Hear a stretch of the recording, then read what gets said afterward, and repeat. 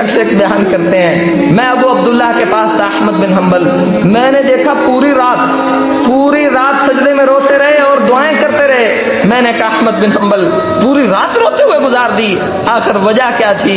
کہنے لگے سجدے میں گیا، قرآن حکیم کی آیت یاد آ گئی، جو معاف کر دے گا اللہ کے حضور اس کے لیے بہت بڑا اجر ہے۔ مجھے یاد آ گیا معتصم باللہ نے بڑے کوڑے مارے ہیں، بڑی سخت سزائیں دی ہیں اور حق بات کی وجہ سے دی ہیں۔ جب مجھے رب کی بات یاد آئی پوری رات دعا کرتا رہا ہوں، یا اللہ معتصم کو معاف فرما دے۔